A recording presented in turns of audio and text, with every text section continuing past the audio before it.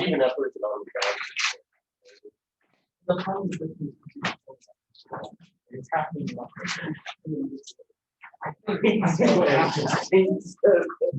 That's what happens. You guys can grow.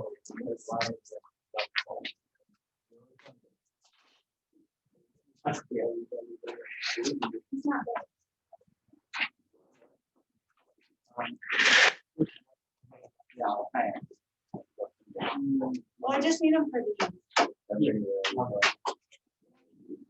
For that table, for that stuff. Or For anyone else. what they made.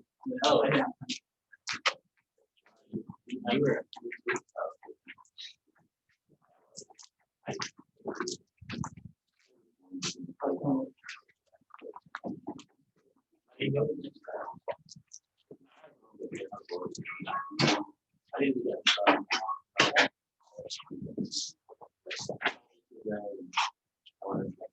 Okay, I want to actually just give one more property that I didn't talk about last time, and then we'll work an example problem and try to get out of here.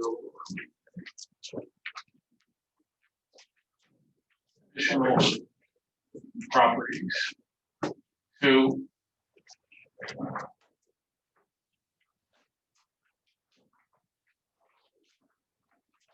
we started with periodic signals, and then now we've got the Fourier transform, which is more general, which we could find Fourier transform for non-periodic signals. Now, and there are some signals for which the Fourier transform doesn't exist, and the Laplace transform does, like increasing exponentials, for example, or increasing sinusoids. But the advantage of the Fourier transform, it does take into account the signal over all time. We can talk about the Fourier transform of periodic signals, though. This is the Fourier series of a periodic signal, and the Fourier transform of this complex exponential, we calculated that previously. And this complex signal consists of just a single impulse in the frequency domain. A cosine has a pair of impulses at positive and negative frequencies, as does a sine. And so x of omega, then the Fourier transform of x of t can be written as this sum. It's got an infinite number of frequencies, as you might expect, because the sum is infinite, of delta omega minus n omega 0 for n. So omega 0 is the fundamental frequency. So what this would look like is at 0, we'd have an impulse that's 2 pi x0. So that would be the average value of the signal. We would have another impulse at omega, when omega 0, when n is equal to 1. That would be 2 pi x1. And when n is equal to minus 1, that would give us an impulse back here at minus omega 0. And that would be 2 pi x of minus 1. And that's actually the complex conjugate of x of 1. And then this would continue forever. You'd have impulses at 2 omega 0, minus omega 0, and so on. But what we're really interested in is system analysis. In particular, we're concentrating on circuit analysis. and the frequency responsive circuits. We know that we can find the Fourier transform of the output by multiplying the frequency response of the circuit times the Fourier transform of the input. So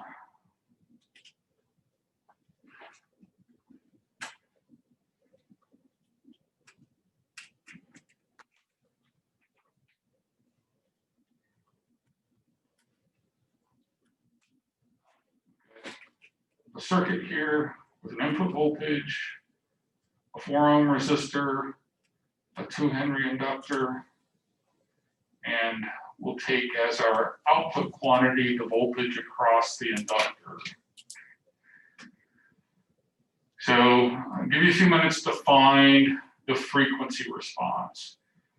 Now you can either work with impedances directly, using j omega in the frequency domain, or if you want, you can use the Laplace method, use the S variable, find the transfer function, and then substitute in j omega for S to get the frequency response.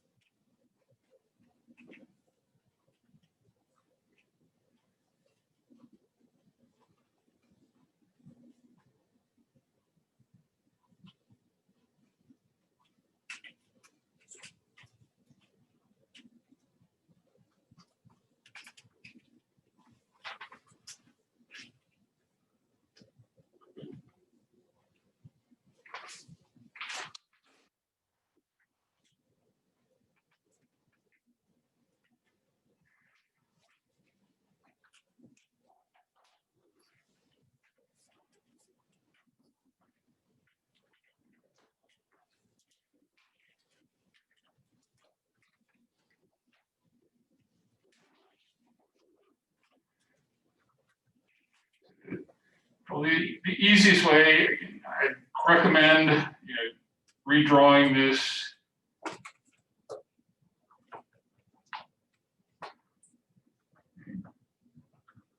using impedances. This is for, I'll just work it directly using j omega, and then this is our input voltage, this is our output. So the frequency response would be from voltage division j omega 2 over j omega 2 plus 4, or we can simplify that a little bit. It's j omega over j omega plus 2. They're canceling a 2 out everywhere.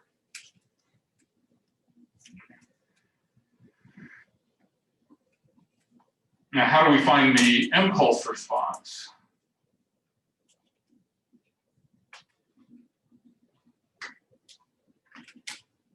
It's the inverse Fourier transform of the frequency response, just like it was the inverse Laplace transform of the transfer function. It is the inverse transform of the frequency response. Now, do you see this? Do you see this in your table of transforms? Looks like it's a pretty simple one.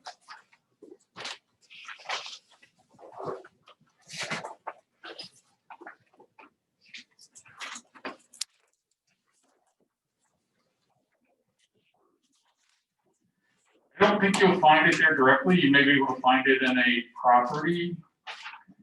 But if this were a Laplace transform and you had S substitute for j omega,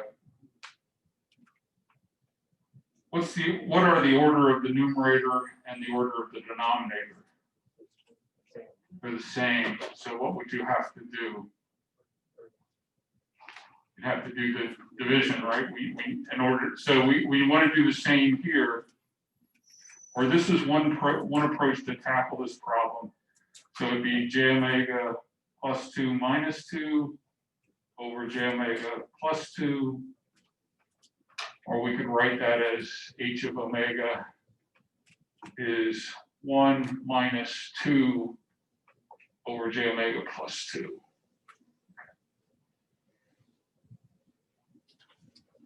And so how does the 1 transform back? Yeah, it comes back as an impulse. And what's this term?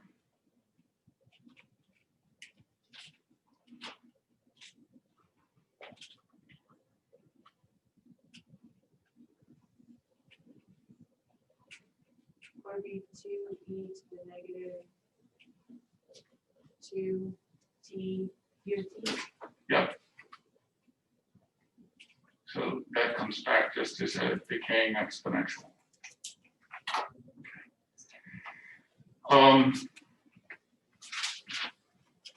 What if we, another way to work this, and we'll do this, if you look at property 6, it says, a derivative is j omega times some function.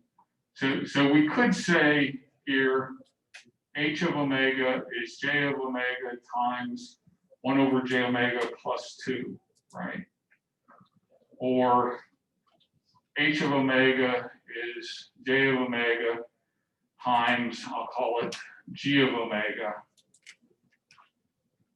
where g of omega is 1 over j omega plus 2. Now, but this would imply that h of t is the derivative of g of t, right, from that property. What's g of t?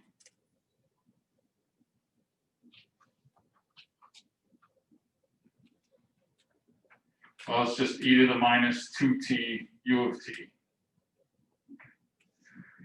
Take the derivative of that. Take the derivative of g of t. What's that equal to? 1. So h of t is g prime of t according to this approach. But take the derivative of that, minus 2 e to the minus 2t u of t. This is what I got up here. Something's wrong. What's wrong?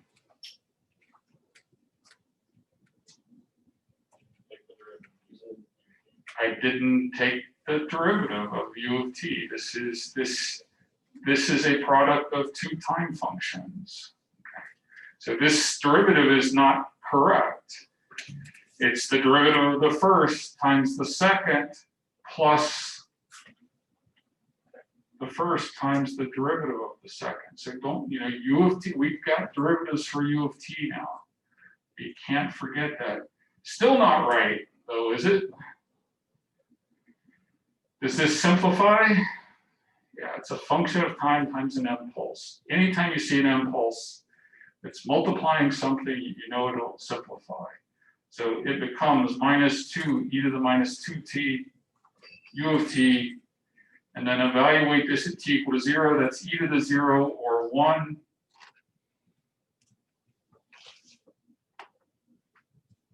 And so now, hopefully they're the same.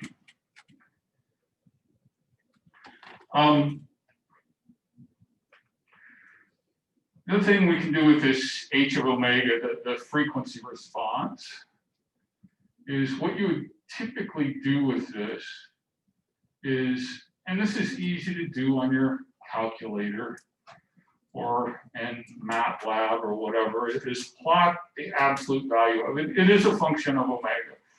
Again, well, I'll show you how to do it in MATLAB in just a second. But let's say we wanted to do it by hand. It's trivial to do it in MATLAB with either the magnitude or phase. But the magnitude is just omega in the numerator, and then our absolute value of omega, since it could be positive or negative. And then it would be omega squared plus 4. So typically we would plot this at omega equal to 0, it's 0. Now, as omega becomes large, this is going to approach, we've got the square root of omega squared. Omega should be omega over omega. So it's going to approach 1. It's going to look something like this. And this is actually an even function. So this is what this would look like. 2 is kind of a special frequency. There it would be, because it has square root of 8. That's where omega is equal to 4. So I could put in different values of omega and actually get the corresponding points, but that's what it's going to look like roughly. The phase angle, sometimes they use the symbol theta for that. Sometimes just this angle. Now, what's the angle of the numerator there?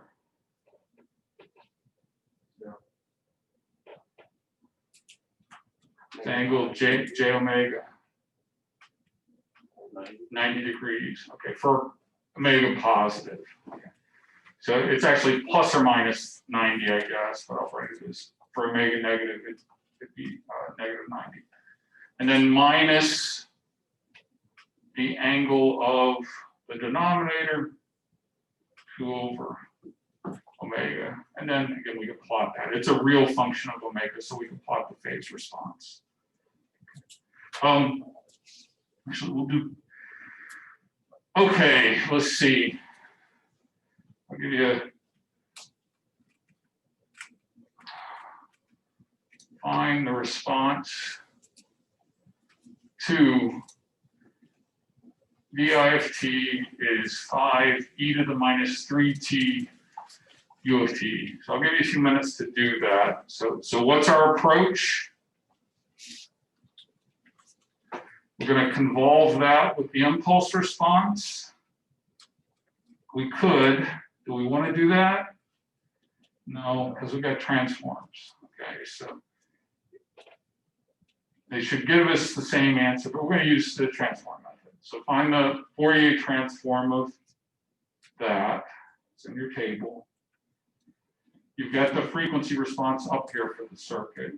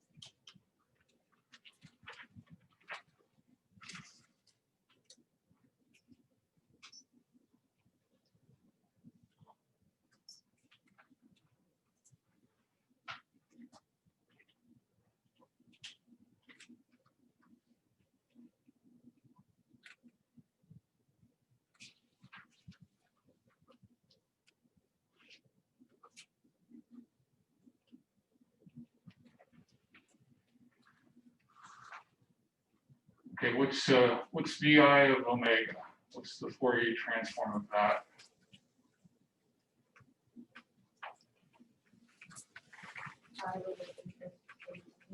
I over 3 plus j omega. And so the output transform is VI of omega times h of omega, or so that's going to be j omega 5 over 3 plus j omega, and it was 2 plus j omega.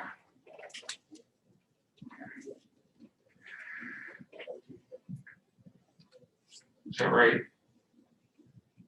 Yeah. We want to find the inverse transform, find the output voltage. So what are we going to do with this?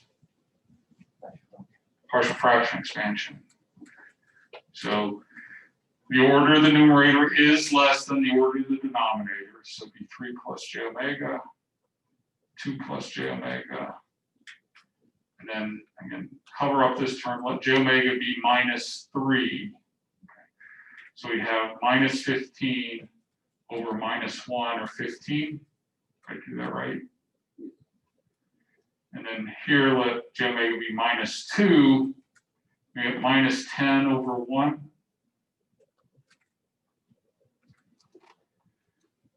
And so we get the output would be 15 e to the minus 3t u of t minus 10 e to the minus 2t u of t.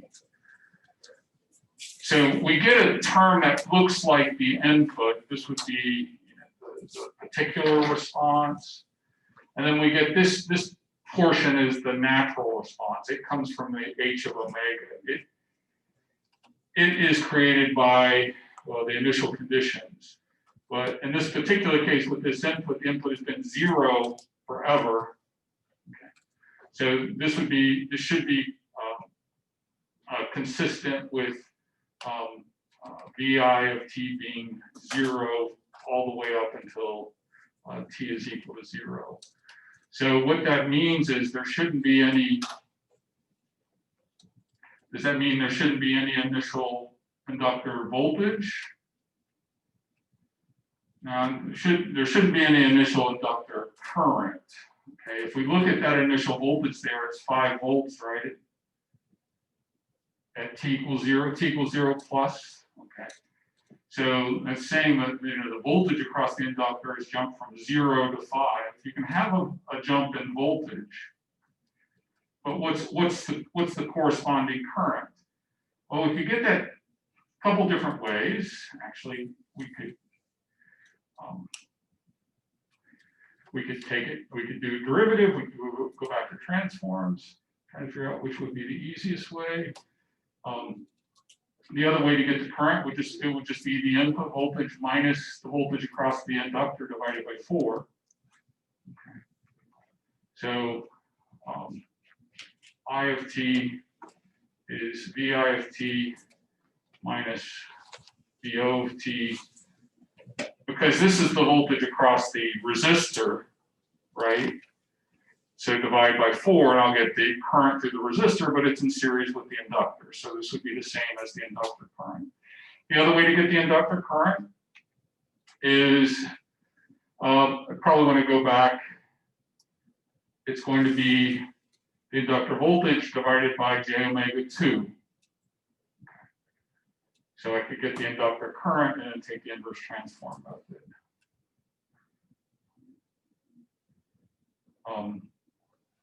But this looks pretty easy.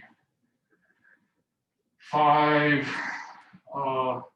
minus 15, that would be a minus 10 force e to the minus 3t. And then I have this minus 10 would be plus 10 force e to the minus 2t u of t u of t. Is the current at t equal to 0? 0? Yeah, at 0 plus, because this is 1, I've got minus 10 force plus 10 force. So the current through the inductor at t equals 0 plus would be 0. We get a jump in voltage, that's allowed, but the current can't change instantaneously.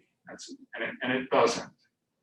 So pretty confident that this looks like the right answer. I'd probably also go into LT Spice and maybe simulate it to see if the solution looks good. Let's try one more type of, well, actually two more inputs to this circuit. One is,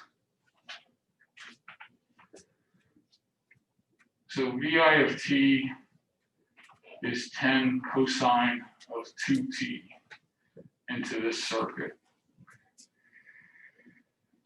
Now, if we look at our table of transforms, VI of omega then would be 10 pi delta omega plus 2 plus 10 pi delta omega minus 2.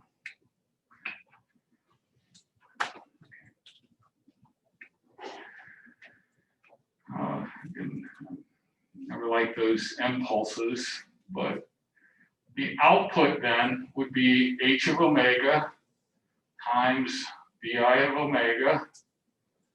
So it's 10 pi h of omega delta omega plus 2. I could put the expression for h of omega in here, but I'm going to wait just a second. Delta omega minus 2. Now, does this simplify? Well, again, I've got an impulse times a function. So this becomes actually 10 pi. This impulse is located at minus 2. So h of minus 2 delta omega plus 2 plus 10 pi. This is h of 2 delta omega minus 2.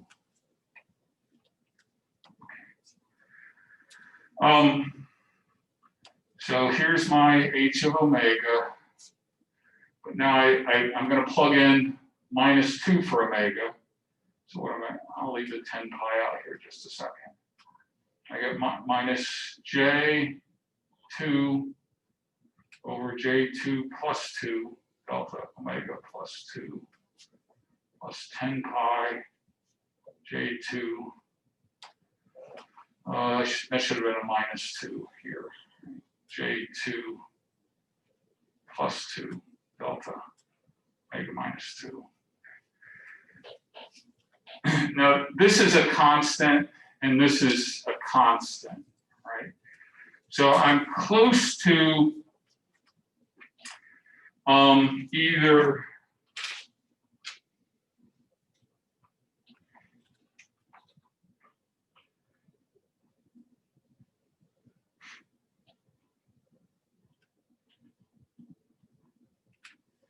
(16) or 17, the shifted cosine or the shifted sine.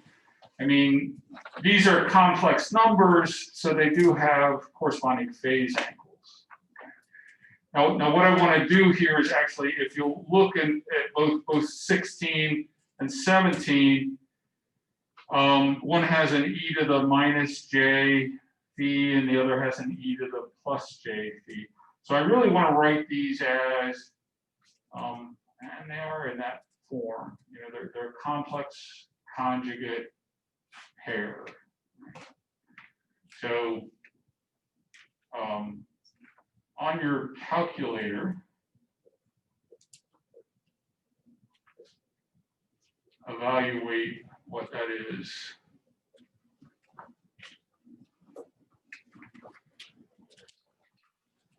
I don't even need a calculator to do that one. 1 over square root of 2, this would be 90 minus 45 degrees. See if you get that on your calculator.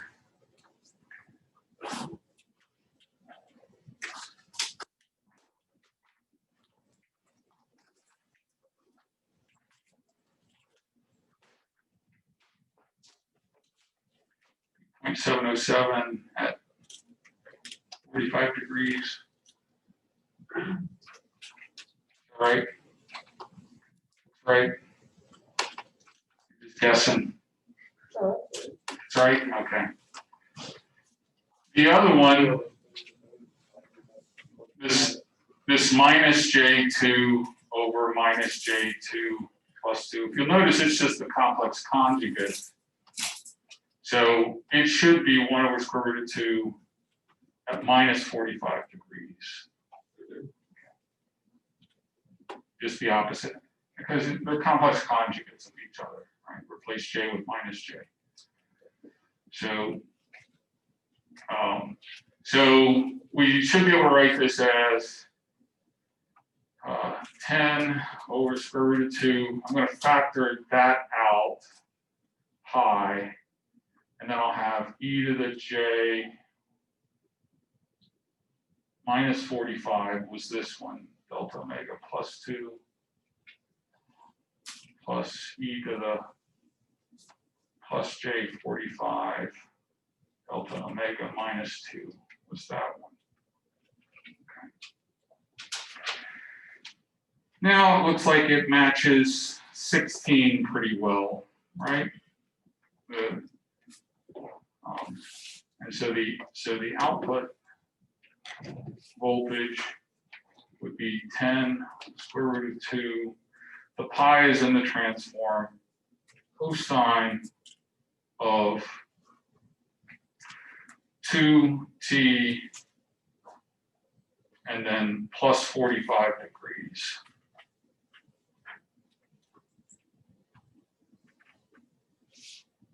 For the output. I did all that right.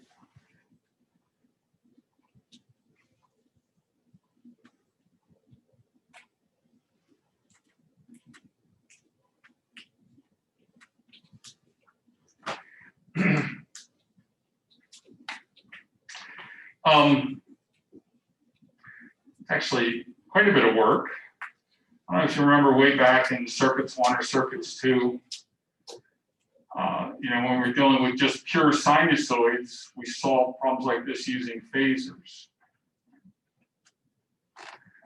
In the phasor approach, VI would be 10 at an angle of 0.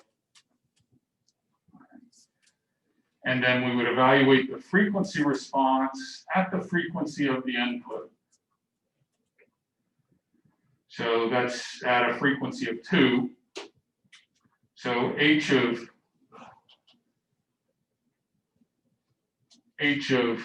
2 is J2 over J2 plus 2, or we already have that, that's 1 over square root of 2 at 45 degrees.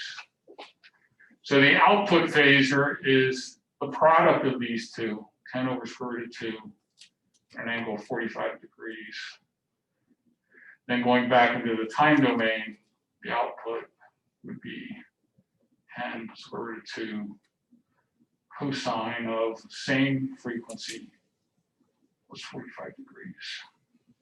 So the phasor approach still works. So, but problem with it is it only works for sinusoidal inputs, right? This is much more general. It's actually a little mathematically a little more difficult when you're dealing with a pure sinusoid. It still works though.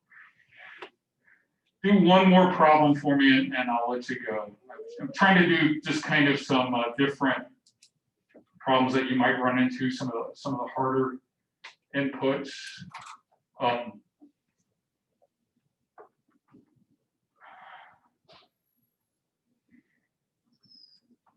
what are we up to? D, find the step response.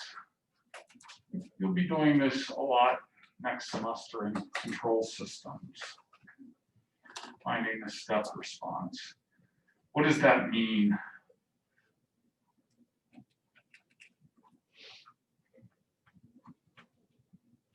Yeah. What are the input fields, the step function?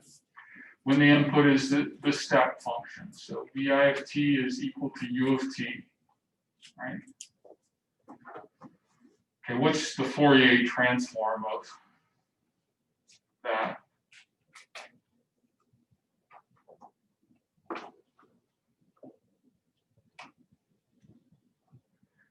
Should be there in your table.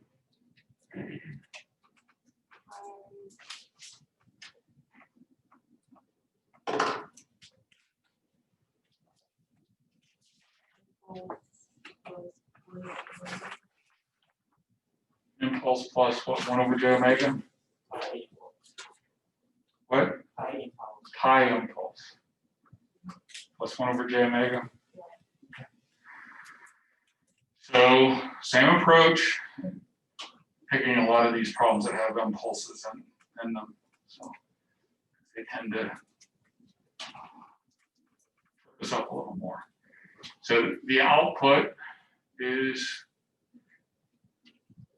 pi delta omega plus 1 over j omega times my frequency response, which was j omega over 2 plus j omega, wasn't it? Yeah. So multiplying this through pi delta omega, j omega 2 plus j omega. This actually simplifies a little bit. 1 over 2 plus j omega. The j omega cancel. So that looks good. Man, this is a mess. What am I going to do with that?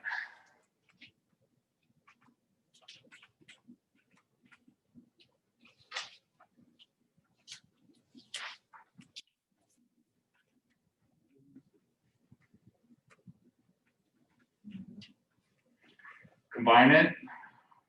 How? What? How? What do you mean?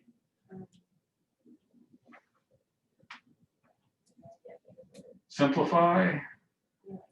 How do we do that? No, I'm not gonna add them. What have I got here? I've got an impulse times, evaluated at the location of the impulse. What is this at the location of the impulse? 0. Okay, so this one just goes away. Now, normally, if it were like at 1, we'd have to keep this and keep the impulse. Okay. But actually, so this simplifies really nicely. It's 1 over 2 plus j omega, which means the output voltage is just e to the minus 2t u of t. Okay. This is the step response.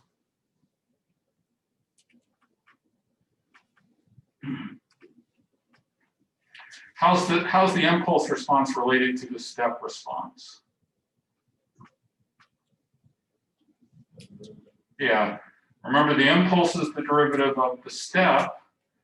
The impulse response is the derivative of the step response. So h of t is the derivative of e to the minus 2t u of t. So take the derivative of that, we'll go home. No.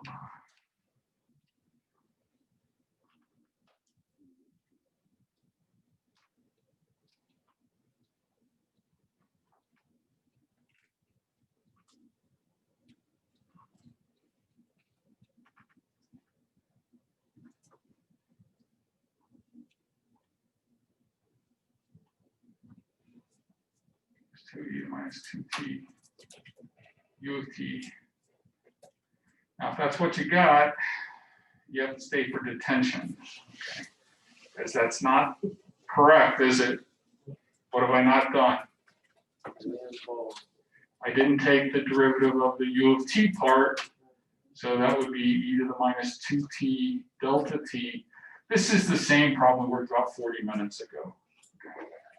So it's 2e to the minus 2t u of t plus delta t, and when I evaluate that at t equals 0. Over here, what we did, I think I erased that, but I I said the frequency response was actually j omega times something. Well, remember j omega is equivalent to differentiation. So that j omega times something, that something was the step response. And so we found the impulse response over here by taking the derivative of this function I called, I don't know, x of omega or something, but that was actually the step response. All right, have a good weekend.